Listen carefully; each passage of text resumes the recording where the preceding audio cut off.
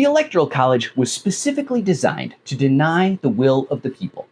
As you know, in Article 1, Section 2 of the Constitution, human slaves were determined to have 3/5 the value of a non-slave so that the southern states might enlarge their voting power despite having huge proportions of non-voting people in bondage. A significant part of the reason the Electoral College was created. The way we elect our president is undemocratic to its very core, and none of the framers even liked it much back in the very beginning. The Electoral College was probably more of a placeholder than anything else, created as a last-minute compromise at the Constitutional Convention. Robert Dahl tells the story in his book, How Democratic is the American Constitution?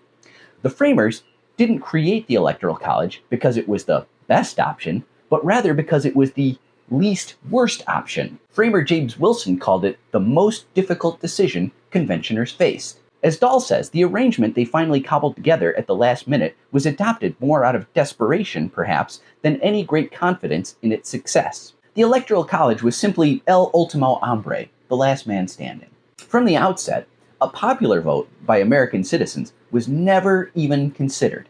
No, the framers were scared of popular majorities, and they didn't want the hoi polloi, that's us, making important decisions. They wanted wise, virtuous men of distinction to choose the president. People like them. But proposal after proposal was swatted down. Let Congress do it? Nay. A majority of electors? Wait, what? Nay. Different committees batted around options through the month of August. Remember, the Constitutional Convention began in late May 1787 and wrapped up on September 17th of that year. The framers were in the final weeks of the convention, yet still couldn't agree on how to elect the president. In the early days of September, a special committee dusts off a previously rejected proposal. Each state shall appoint in such a manner as its legislature may direct a number of electors who equal the whole number of senators and members of the House of Representatives to which the state may be entitled in the legislature. After tweaking a little here and there, a tie would go to the House instead of the oh-so-aristocratic Senate for a final vote. At last, the proud parents forced a smile. It's an electoral college! Not even a dozen years passed before this clunky constitutional compromise broke down. For the election of 1800, our nation's fourth presidential contest, Thomas Jefferson was unanimously nominated for president, and Aaron Burr his vice president. But the Electoral College fumbled the ball. Jefferson and Burr tied for president with 73 votes each. Sitting president John Adams got 65, while Charles Cotesworth Pinckney snagged 64. And elitist jerk-off John Jay pulled in last with a single vote.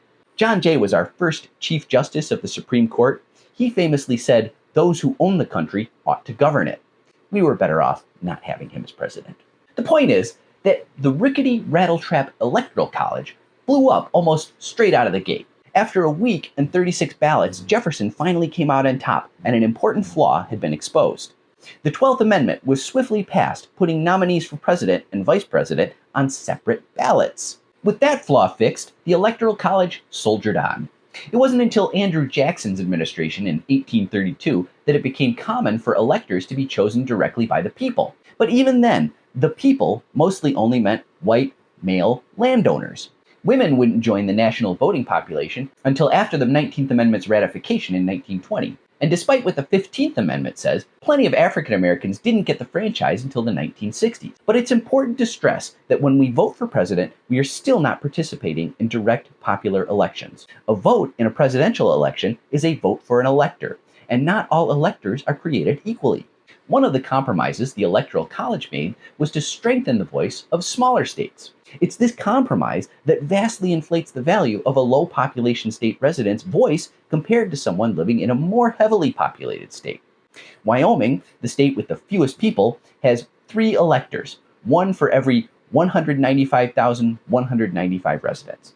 California, the state with the most people, has 55 electors, one for every 709,000 residents. That means that when someone in Wyoming votes for president, their vote is 3.6 times more powerful than someone voting in California. Is that right? It certainly is unfair. Why should votes made in small states be so much more powerful than votes from large states? I agree with Robert Dahl when he asks, do the people in the less populated states possess additional rights or interests that are entitled to special protection by means of unequal representation? I might also second the incredulity expressed by framer James Wilson during the Constitutional Convention. Can we forget for whom we are forming a government?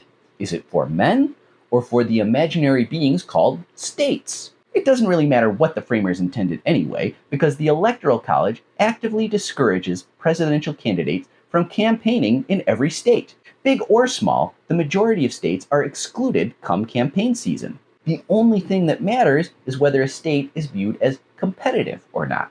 Tomorrow we'll take a look at the Electoral College's disturbing tendency to hand the presidency to the loser more than 10% of the time. You won't want to miss it. Until then, please like, follow, favorite, and subscribe to my free Substack. Let's make them pay.